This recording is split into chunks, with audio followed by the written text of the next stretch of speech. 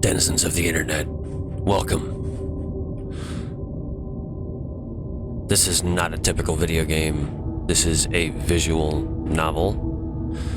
This is H.P. Lovecraft's Dagon. It's released September 23rd of 2021. Developed by Piltdown, and you can get it on GOG for 100% absolutely free. All you have to do is sign up. There are many games on GOG that are 100% free. It's one of the reasons why you will hear me push GOG quite so much, because they actually like gamers. They don't see us as just a wallet.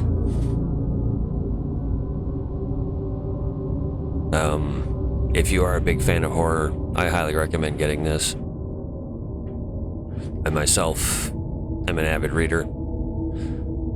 The two top authors on my horror list are Howard Phillips Lovecraft and Clive Barker. I have gone through many lists of how many Lovecraftian games there are. I own a few of them. If you have any suggestions as to other ones I should look at, please throw them in the comments down below. I will take a look very happily, probably add them to the list. Same for Clive Barker, because the only game I know of that is really inspired by anything of his is called Undying, which I will get. Without further ado,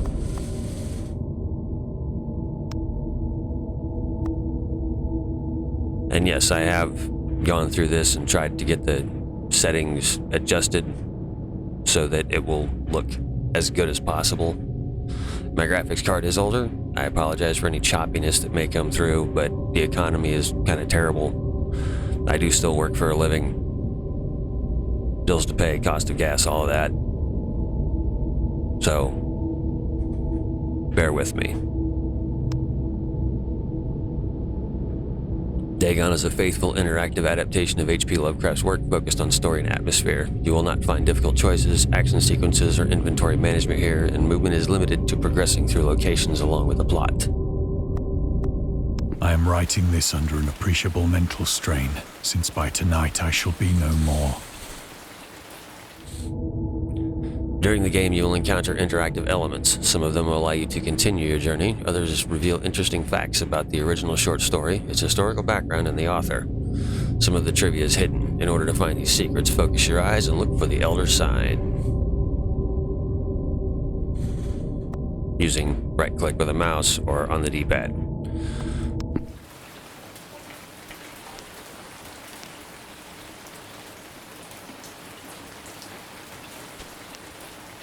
Like that one. Lovecraft's letters. As to letters, my case is peculiar. I write such things exactly as easily and as rapidly as I would utter the same topics in conversation. Indeed, epistolary expression is with me largely replacing conversation. As my condition of nervous prostration becomes more and more acute, I cannot bear to talk much now, and am becoming as silent as the spectator himself. My loquacity extends itself on paper. H.P. Lovecraft, Reinhard Kleiner, December 23rd, 1917. Throughout his life, Lovecraft penned around 100,000 letters to his friends and fans, out of which about 10% survive to this day. But his tendency to endless correspondence was a relatively late growth. In youth, I scarcely did any letter writing, thinking anybody for a present was so much of an ordeal that I would rather have written a 250-line pastoral or a 20-page treatise on the rings of Saturn. Selected letters 1929 to 1931. H.P. Lovecraft. Lovecraft would often skip meals to avoid postage. Collections of his correspondence have been published in various books, and selected letters can be found online. Some readers consider them his most important legacy. You can read the discovered trivia immediately or go back to them later in the main menu. Turn off displaying trivia if you find that the feature distracts you from the story. This can be changed anytime in the options.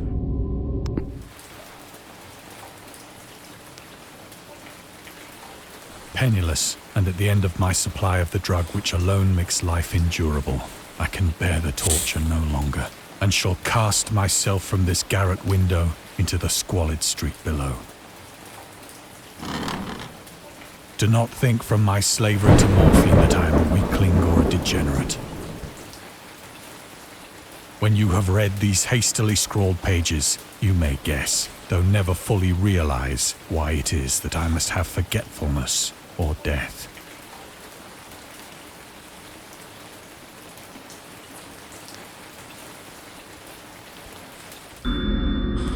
Morphine.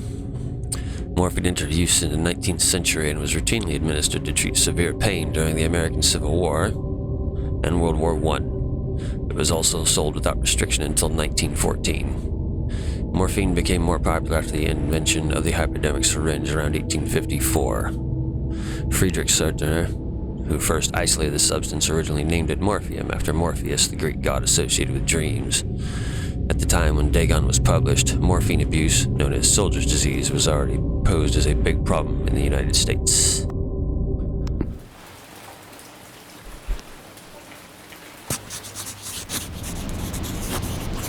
It was in one of the most open and least frequented parts of the broad Pacific that the packet of which I was supercargo fell a victim to the German sea raider.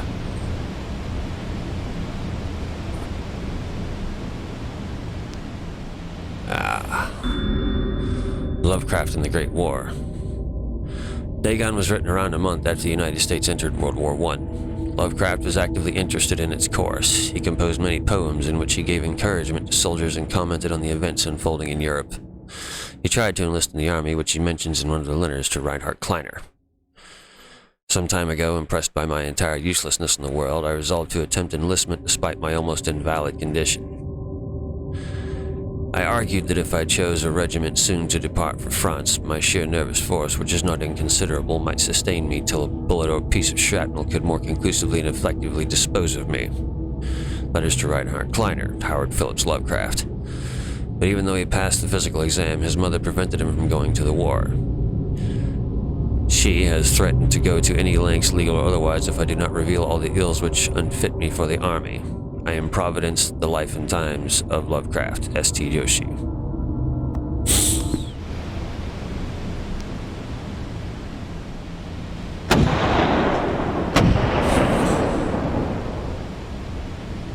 The Great War was then at its very beginning, and the ocean forces of the Hun had not completely sunk to their later degradation.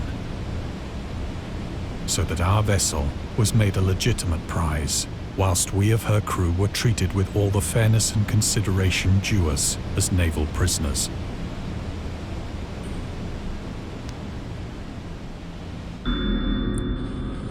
The Huns. The Huns were Central Asian nomads who established a dominion in Europe and invaded the Roman Empire in the 5th century AD. They were known as brutal, deadly warriors and masters of quick raids who also developed powerful composite bows, lassos, and early siege weapons. During World War I, the British used the word Hun as a synonym for Germans in order to emphasize their brutality. However, the term originated when the German Emperor Wilhelm II gave a speech to his troops on the 27th of July, 1900, before they embarked to China. Should you encounter the enemy, he will be defeated, no quarter will be given, prisoners will not be taken, whoever falls into your hands is forfeited. Just as 1,000 years ago, the Huns, under their king Attila, made a name for themselves, one that even today makes them seem mighty in history and legend. May the name German be affirmed by you in such a way in China that no Chinese will ever again dare to look cross-eyed at a German. Your refusal to take prisoners was a clear breach of the laws and customs of war adopted during the First Hague Convention of 1899.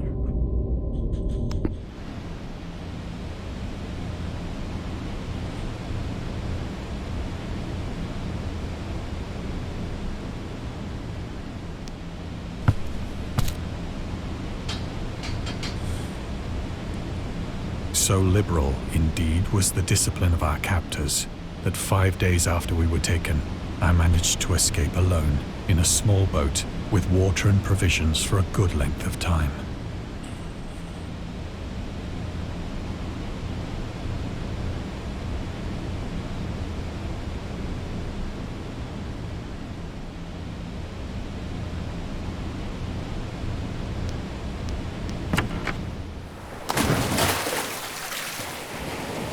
When I finally found myself adrift and free, I had but little idea of my surroundings.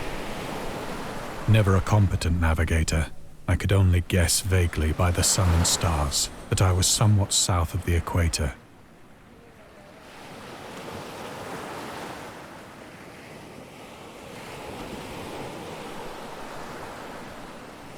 Of the longitude, I knew nothing, and no island or coastline was in sight.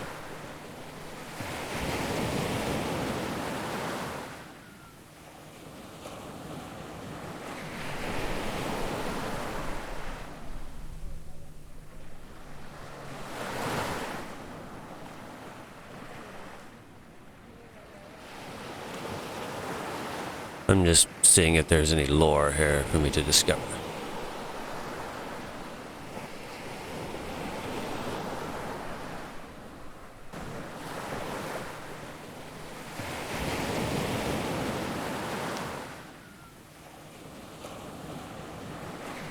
The weather kept fair, and for uncounted days I drifted aimlessly beneath the scorching sun, waiting either for some passing ship or to be cast on the shores of some habitable land. Ah. The return to short stories. Dagon was written in July 1917 and first published in 1919 in The Vagrant, an amateur magazine focused on the supernatural. The story is the first of his stories that introduced an element from the Cthulhu mythos, Dagon itself. A pagan cult worshipping Dagon later appears in The Shadow over Innsmouth, one of Lovecraft's most popular works. Also one of the most often used in various forms of media. 1917 is also the year when he wrote The Tomb, a story about Jervis Dudley, a daydreamer who discovers a mysterious mausoleum in the woods by his house and becomes obsessed with it. These two works marked Lovecraft's return to his short story writing after he burned most of his attempts at the genre 9 years prior and had decided to concentrate on poetry. Lovecraft stated that it was his friend, William Paul Cook, a literary publisher and critic, who convinced him to start writing weird fiction again.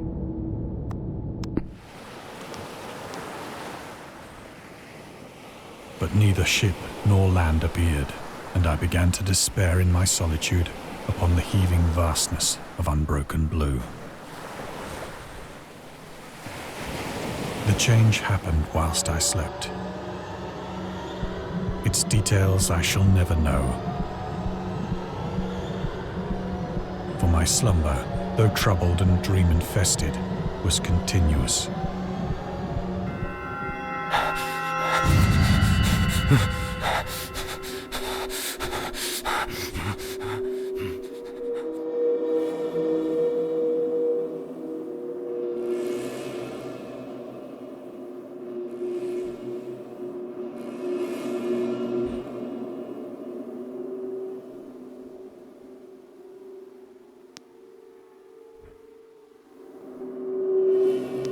When at last I awoke, it was to discover myself half sucked into a slimy expanse of hellish black mire, which extended about me in monotonous undulations as far as I could see, and in which my boat lay grounded some distance away. Though one might well imagine that my first sensation would be of wonder at so prodigious and unexpected a transformation of scenery, I was in reality more horrified than astonished. For there was in the air and in the rotting soil a sinister quality which chilled me to the very core. The region was putrid with the carcasses of decaying fish and of other less describable things which I saw protruding from the nasty mud of the unending plain. Perhaps I should not hope to convey in mere words the unutterable hideousness that can dwell in absolute silence and barren immensity. There was nothing within hearing, and nothing in sight, save a vast reach of black slime. Yet the very completeness of the stillness and the homogeneity of the landscape oppressed me with a nauseating fear.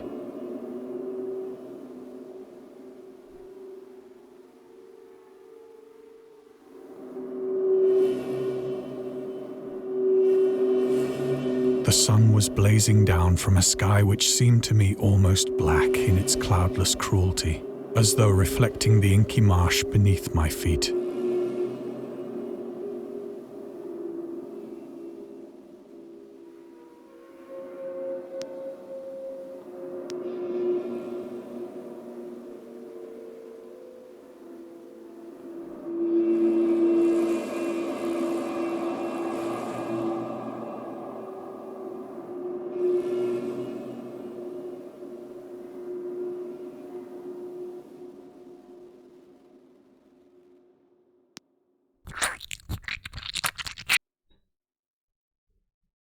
As I crawled into the stranded boat, I realized that only one theory could explain my position. Through some unprecedented volcanic upheaval, a portion of the ocean floor must have been thrown to the surface, exposing regions for which innumerable millions of years had lain hidden under unfathomable watery depths.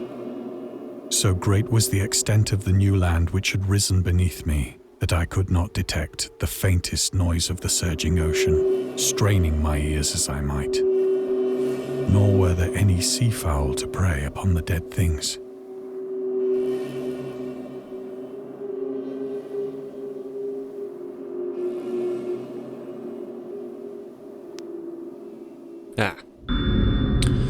The mystery of volcanic islands.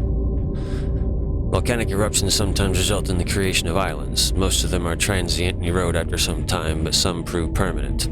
The floating pumice, porous rock created when superheated pressurized rock is ejected from a volcano, can move across long distances and transport barnacles and macroalgae that cling to it. In 2001, rafts of pumice created during the eruption of a volcano near Tonga, Polynesia, eventually reached Australia.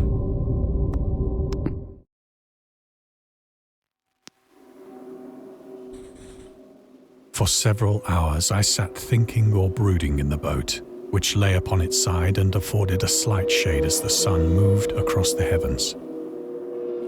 As the day progressed, the ground lost some of its stickiness and seemed likely to dry sufficiently for traveling purposes in a short time. That night I slept but little, and the next day I made for myself a pack containing food and water, preparatory to an overland journey in search of the vanished sea and possible rescue.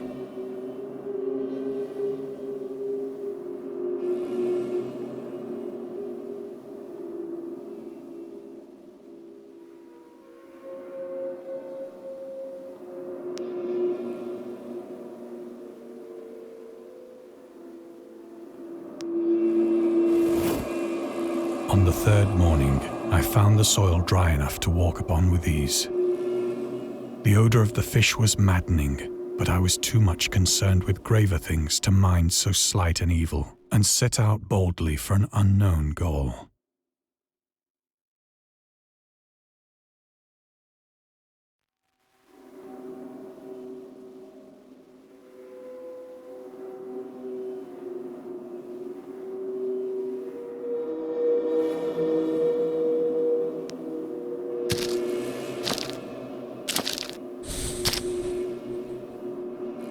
All day I forged steadily westward, guided by a faraway hummock which rose higher than any other elevation on the rolling desert.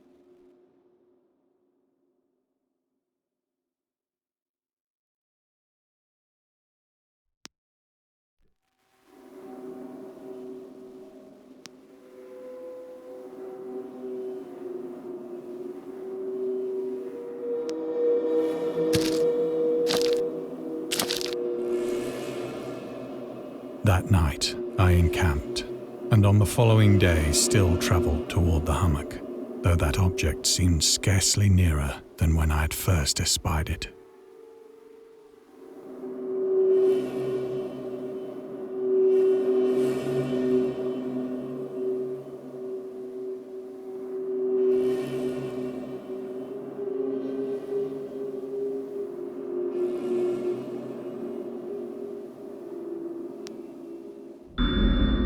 Horrors of the ocean. The creator of the Cthulhu mythos and the fictional underwater city of R'lyeh was convinced that life could not exist at the bottom of the ocean because the water pressure would make it uninhabitable. Today we know that the darkest depths of the ocean are home to many peculiar organisms. The deepest dwelling fish we have discovered so far, the Mariana snailfish, can live about 8,000 meters, more than 26,000 feet, below the ocean's surface, in never-ending darkness and at hellishly crushing pressures, hundreds of times stronger than those found at sea level. Upon glancing at the modern photos of deep-sea creatures such as anglerfish, the fangtooth, and the viperfish, and their truly Lovecraftian horror characteristics, it is not hard to find some irony in this.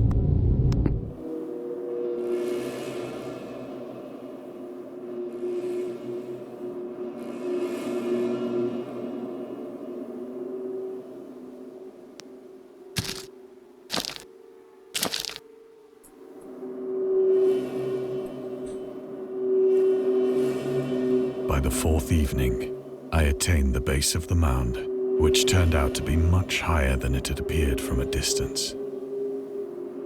An intervening valley setting it out in sharper relief from the general surface. Too weary to ascend, I slept in the shadow of the hill. I know not why my dreams were so wild that night. But ere the waning and fantastically gibbous moon had risen far above the eastern plain,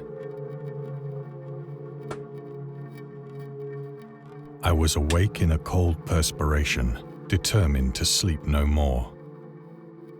Such visions as I had experienced were too much for me to endure again.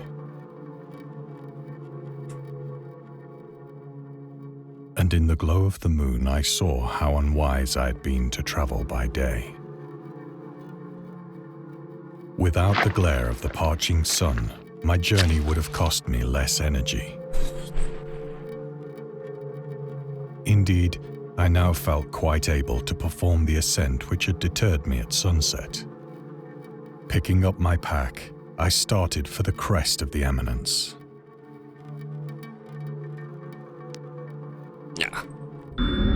The loner. Contrary to popular opinion, Lovecraft is not an ever-frowning, eccentric, grumpy loner. He considered himself to be a person who appreciated humor. Moreover, he would often meet with friends in his apartment, or at various cafes in Brooklyn and Manhattan. At times, his social life was so intensive, his work would suffer for months. There was a point when he finally decided he needed to put an end to daily meetings and loitering in New York cafeterias and resorted to hiding at home and reading with the main room light turned off, pretending he wasn't there whenever a friend knocked on his door. He also had another method of deterring his guests, which involved greeting them in a bathrobe with an unmade bed visible in the background and piles of papers scattered across the floor.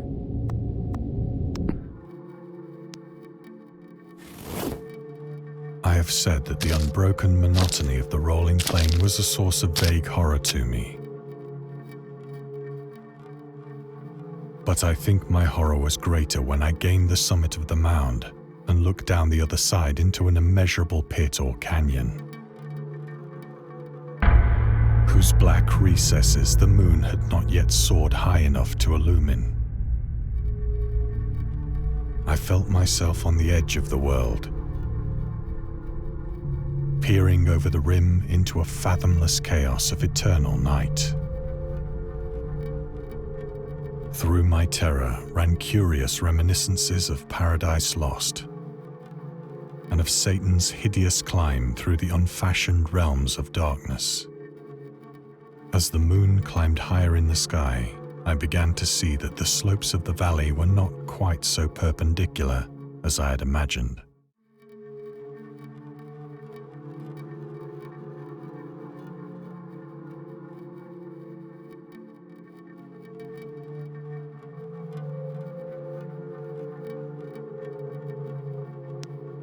Ledges and outcroppings of rock afforded fairly easy footholds for a descent, whilst after a drop of only a few hundred feet, the declivity became very gradual.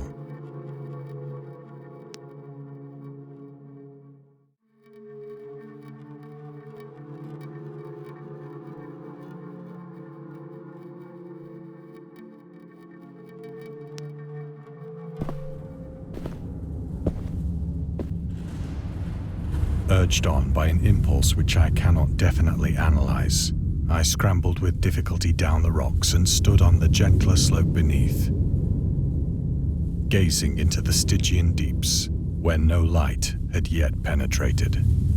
All at once, my attention was captured by a vast and singular object on the opposite slope, which rose steeply about 100 yards ahead of me. An object that gleamed whitely in the newly bestowed rays of the ascending moon.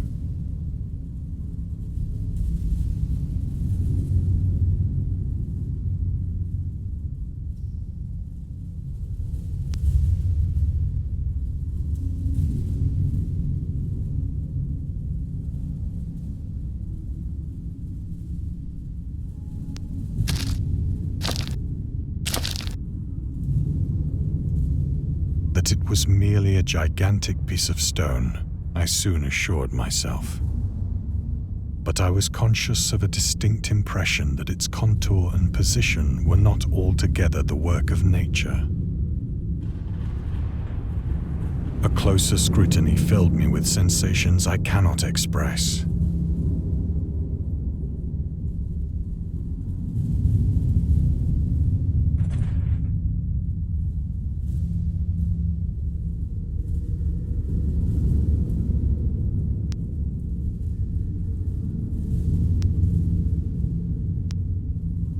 For despite its enormous magnitude and its position in an abyss which had yawned at the bottom of the sea since the world was young,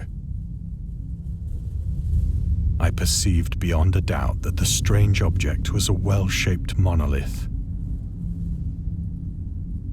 whose massive bulk had known the workmanship and perhaps the worship of living and thinking creatures. Dazed and frightened, yet not without a certain thrill of the scientist's or archaeologist's delight, I examined my surroundings more closely.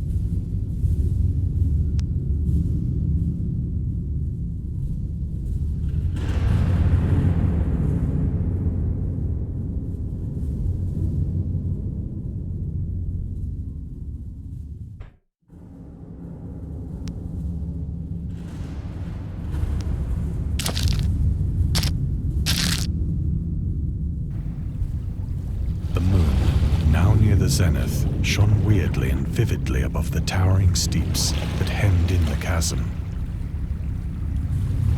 and revealed the fact that a far-flung body of water flowed at the bottom, winding out of sight in both directions and almost lapping my feet as I stood on the slope.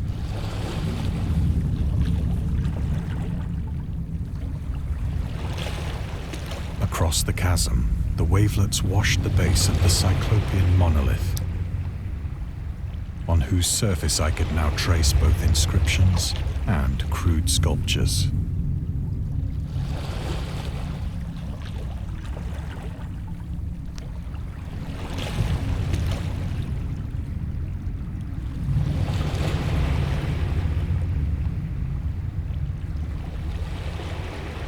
Yes, I am still looking.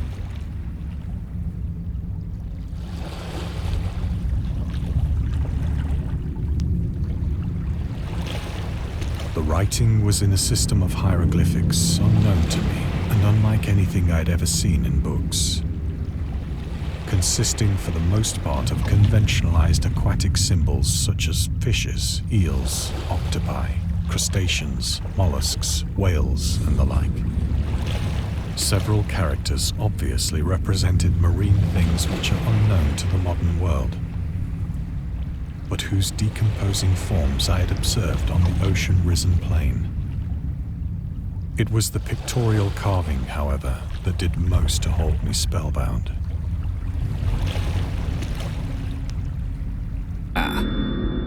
Storytelling methods.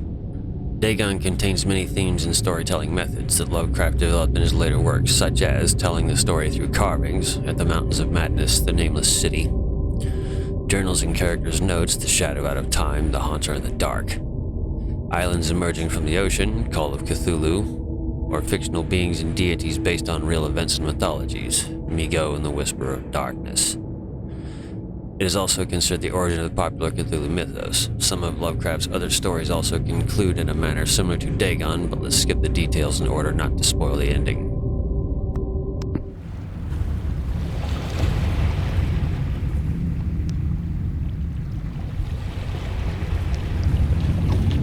visible across the intervening water on account of their enormous size were an array of bas-reliefs whose subjects would have excited the envy of a Doré.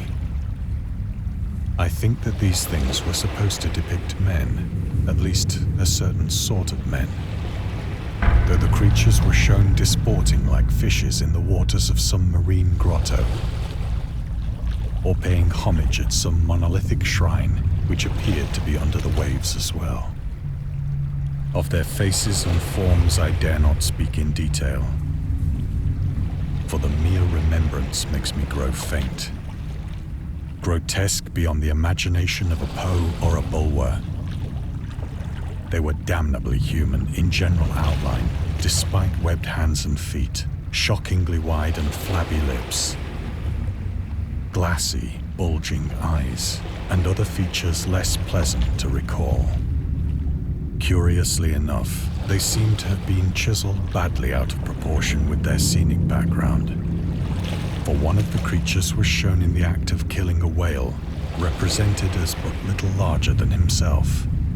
I remarked, as I say, their grotesqueness and strange size, but in a moment decided that they were merely the imaginary gods of some primitive fishing or seafaring tribe. Some tribe whose last descendant had perished eras before the first ancestor of the Piltdown or Neanderthal man was born.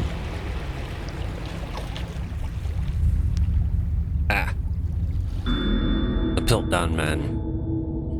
Lovecraft would often use the latest scientific discoveries as inspiration for his works. He would even update his stories at the last moment in order to make sure they reflected the latest breakthroughs. Unfortunately, this method was not without its flaws. After Lovecraft's death, the Piltdown Man Discovery mentioned in Dagon turned out to be a paleoanthropological fraud. In 1912, Charles Dawson, an amateur archaeologist, announced that he had discovered the missing link between ape and man and fossilized remains of a previously unknown early human. Years later, they turned out to be a forgery, but by that point the fraud had already managed to negatively affect the early research on human evolution. In the year when the discovery took place, the majority of the scientific community believed Dawson indeed found the missing link. In 1953, Time magazine published evidence proving that Dawson was a con man. It turned out that the fossils of the previously unknown early human consisted of a human skull, the jaw of an orangutan, and chimpanzee teeth.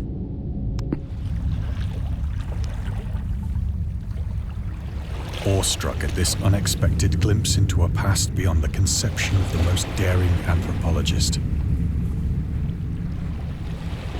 I stood musing whilst the moon cast queer reflections on the silent channel before me.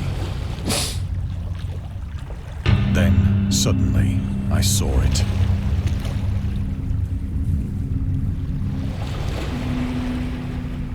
With only a slight churning to mark its rise to the surface, the thing slid into view above the dark waters. Polyphemus-like and loathsome, it darted like a stupendous monster of nightmares to the monolith, about which it flung its gigantic scaly arms, the while it bowed its hideous head and gave vent to certain measured sounds. I think I went mad then. Of my frantic ascent of the sloping cliff, and of my delirious journey back to the stranded boat, I remember little.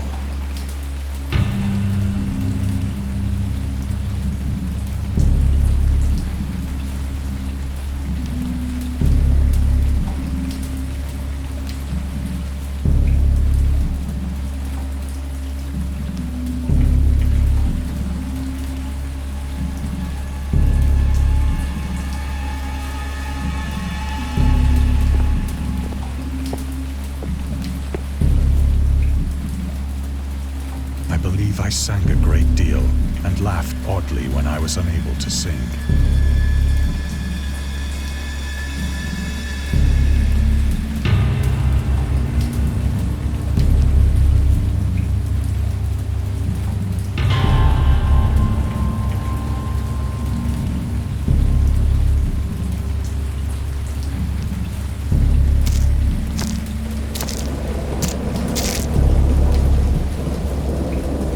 have indistinct recollections of a great storm sometime after I reached the boat.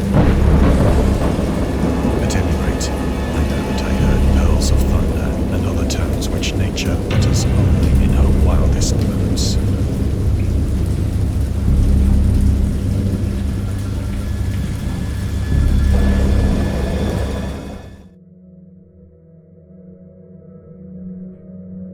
When I came out of the shadows, I was in a San Francisco hospital, brought thither by the captain of the American ship which had picked up my boat in mid-ocean. In my delirium, I had said much, but found that my words had been given scant attention. Of any land upheaval in the Pacific, my rescuers knew nothing. Nor did I deem it necessary to insist upon a thing which I knew they could not believe.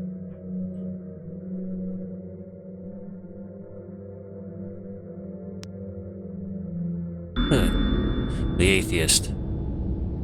Lovecraft considered himself an atheist and absolute materialist, which he attributed partly to his early childhood, interest in astronomy and science in general. In his own words, "I am indeed an absolute materialist so far as actual belief goes, with not a shred of credence to any form of supernaturalism, religion, spiritualism, transcendentalism, metempsychosis, or immortality. All I say is that I think it is damned unlikely that anything like a central cosmic will, a spirit world, or an eternal survival of personality exist. They are the most preposterous and unjustified of all the guesses which can be made about that universe. I am not enough of a hair-splitter to pretend that I don't regard them as errant and negligible moonshine. In theory, I am an agnostic, but pending the appearance of radical evidence, I must be classed practically and provisionally as an atheist." Sources: Against Religion, The Atheist Writings of H.P. Lovecraft, Mythos, The Myth and Tales of H.P. Lovecraft, and Robert E. Howard, H.P. Lovecraft, Robert E. Howard.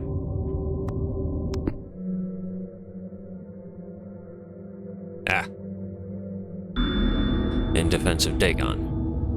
In 1921, Lovecraft released a series of 3 essays, The Defense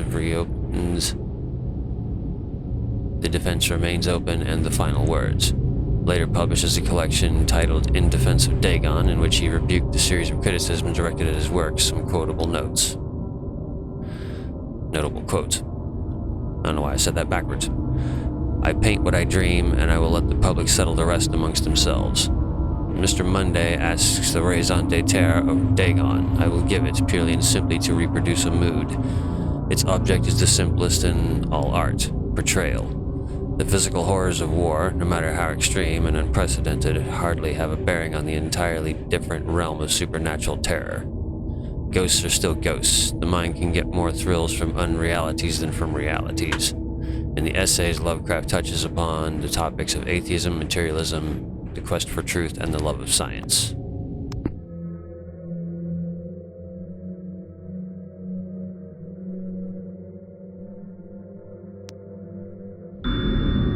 A journalist. Lovecraft was a prominent figure in the world of amateur journalism. In 1915, he started publishing his own journal called The Conservative, which included political and social commentary, poetry, short stories, and literary criticism written by him and other authors. Howard was a skilled wordsmith, but he also took criticisms to heart, which resulted in his decision to step away from writing poetry and concentrate on weird fiction again for the first time since his teenage years. Dagon, published in 1919, is one of the short stories written during that period. In this example excerpt from The Conservative, the master of horror fiction explains his attitude towards warfare and the idea of world peace. "Why, any sane human being can believe in the possibility of universal peace is more than the conservative can fathom. Should the entire civilized world agree simultaneously to disarm, one or more nations will undoubtedly retain secret armaments and at the proper time take advantage of their more altruistic and less astute contemporaries in a wild career of conquest against unarmed victims. No country is, or ever can be, above warfare until the basic impulses of the human animal shall have miraculously changed." And he is not wrong.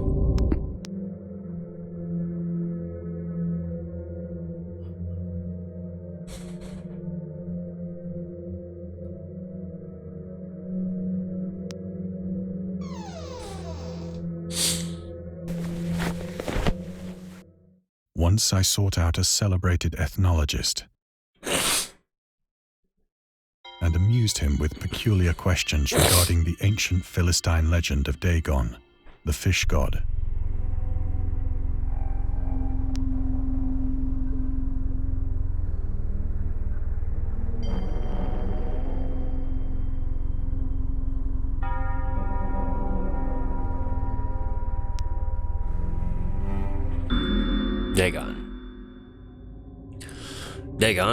Dagon, was the main deity of the Philistines, worshipped throughout the Middle East as the ancient god of fertility and crops. In Hebrew, the word Dagon was a common noun for grain.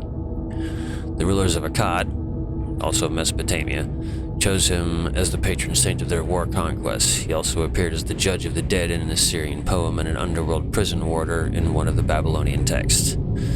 He is often mistakenly taken for a fish god due to the wrong misinterpretation of his name. As in Hebrew, the word dag means fish. In H.P. Lovecraft's works, Dagon is an underwater deity ruling over the deep ones, a humanoid race with fish traits that reside in the oceans. He is worshipped by a secret cult called the Esoteric Order of Dagon.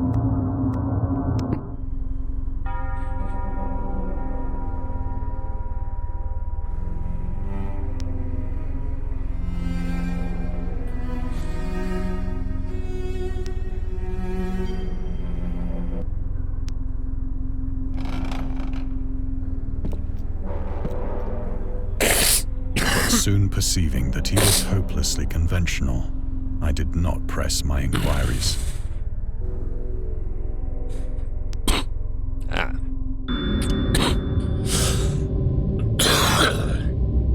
Sorry, allergies. I really wish this would stop. Goldenrod is the bane of my existence. Lovecraft's attempts to find a job in 1925 were influenced by advice he received from friends, among others. He started freelancing for a marketing magazine where he would write announcements and commercials. Feel free to judge his copywriting skills for yourself. From an ad for Curtis Woodwork. Curtis Woodwork embraces both the usual structural units and the cleverest contrivances of built-in or permanent furniture, such as bookcases, dressers, buffets, and cupboards. Every model is conceived and created with the purest art, ripest scholarship, and mellowest craftsmanship which energetic enterprise can command, and made to conform rigidly to the architecture of each particular type of home. The cost, considering the quality, is amazingly low, and a trademark on the individual pieces prevents any substitution by careless contractors. Source: Lovecraft Studies, Volume 7, Number 1, H.P. Lovecraft, S.T. Joshi.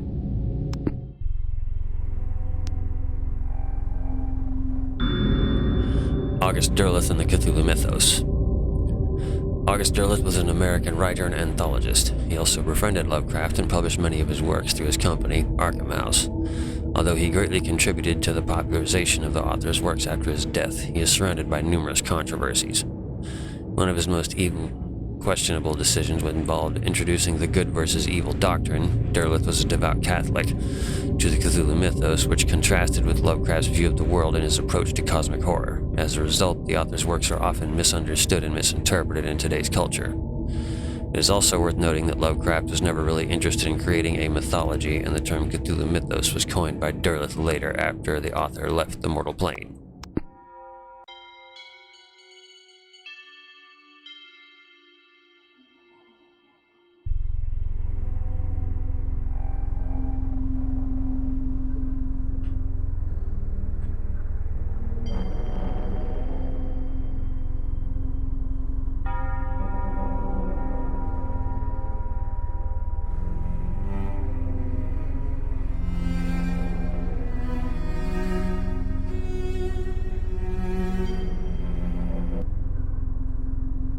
Don't mind me, just looking around.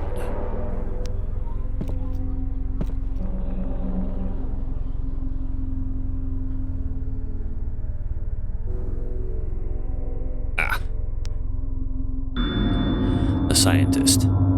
These days the word scientist is a widely accepted term, but at the time Dagon was published, it was subject to a wide debate. After the author used it in the story, critics pointed out that man of science was a more appropriate term to employ. He admitted, in defense of Dagon, that if Dagon were to be reprinted, he would indeed use the phrase they suggested. Scientist was coined as an analog to artist, to be used when referring to those studying different branches of science. Yet in the 19th and early 20th century, scientific researchers in Great Britain and the United States were of the opinion that man of science, resembling the term man of letters, was the only proper choice. Among other things, it was gender specific, indicating that science was an endeavor to be pursued by only one sex. Much to the chagrin of someone like Marie Curie, would be my guess. The term scientist became more accepted only after World War II, and man of science started fading into obscurity as an old-fashioned synonym.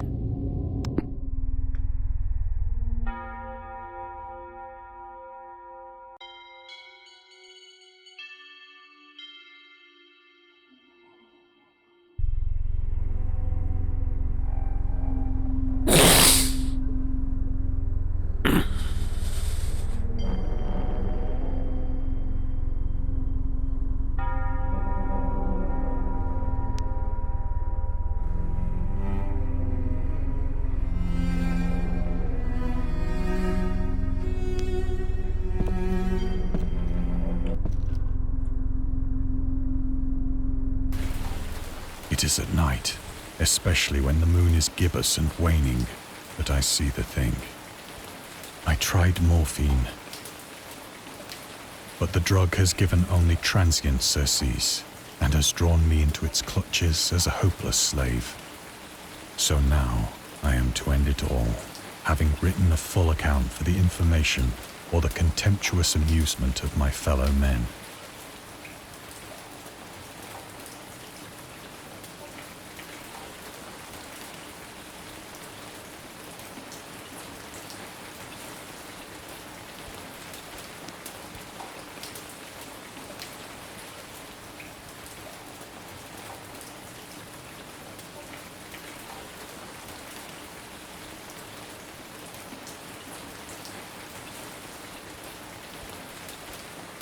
I do get the feeling that I've probably missed one or two. Lovecraft on tobacco and alcohol. Lovecraft hated tobacco, even though he used to smoke when he was 12 in order to look and feel like an adult. In his correspondence with friend Reinhard Kleiner, he claims that he quit as soon as he started wearing long pants.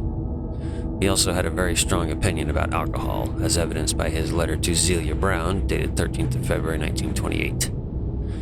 As for the matter of drinking, I have never tasted intoxicating liquor and never intend to, having a strong aesthetic disgust at anything which blunts or coarsens the delicate natural equipoise of the evolved human intellect and imagination.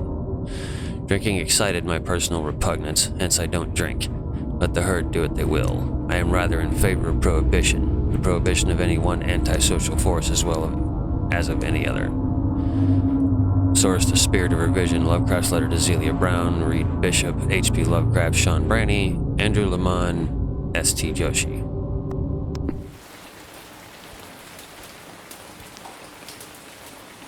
And I do get the feeling that I have missed a few. And I doubt I'm going to be able to go back for them. Often, I ask myself if it could not all have been a pure phantasm. A mere freak of fever as I lay sun-stricken and raving in the open boat after my escape from the German man-of-war. This I ask myself, but ever does there come before me a hideously vivid vision in reply. I cannot think of the deep sea without shuddering at the nameless things that may at this very moment be crawling and floundering on its slimy bed,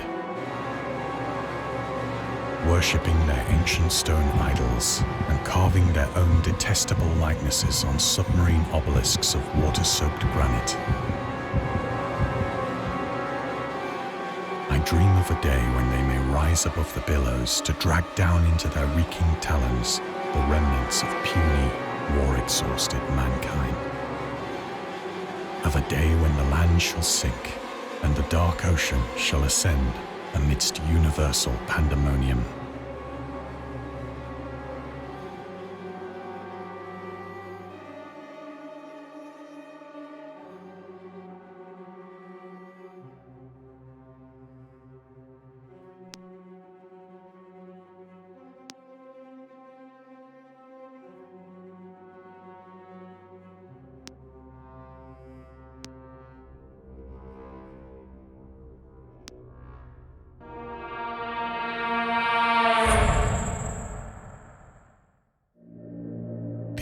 is near.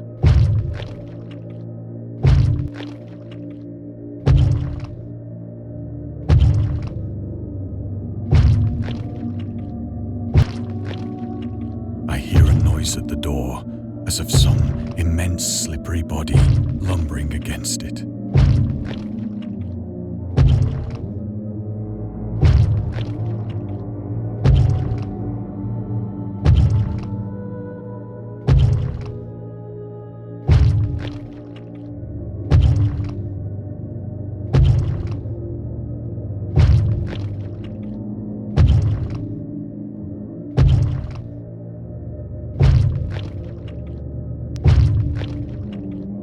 I really do get the feeling there's something. Aha! Elder sign. At another house where people were stirring, he asked questions about the gods and whether they danced often upon Lyrian. But Farmer and his wife would only make the elder sign and tell him the way to Nir and Ulthar, the dream quest of unknown Kadath, H.P. Lovecraft. Which, if I remember correctly, the Dream Quest series was continued by another author named Brian Lumley, who I also recommend. Elder sign is a protective symbol that can be found in various works of pop culture, usually represented by a 5-pointed star with an eye flame symbol in its center. For example, in games inspired by Lovecraft's writings, it is supposed to ward away all kinds of cosmic horrors. However, this is the later version of the sign created by the author's friend, writer August Derleth. In our game, we have used the original symbol, as designed by Lovecraft, in the form of a 6-pointed branch, which he sometimes included in letters to his friends.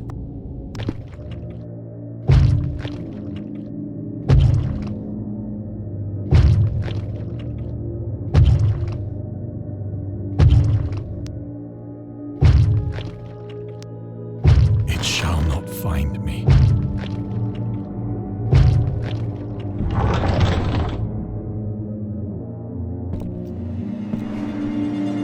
God, that hand!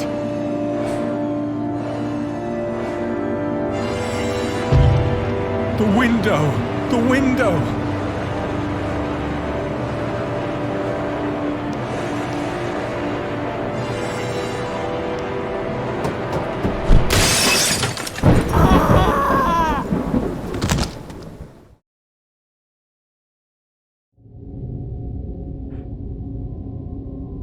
And that, dear audience, was Dagon. I hope you enjoyed it.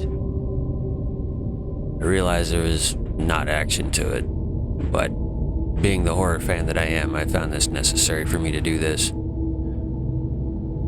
And remember, as I said, all you have to do is sign up for GOG and you get this game, visual novel, 100% free, and you may visit it as often as you like. Until the next series.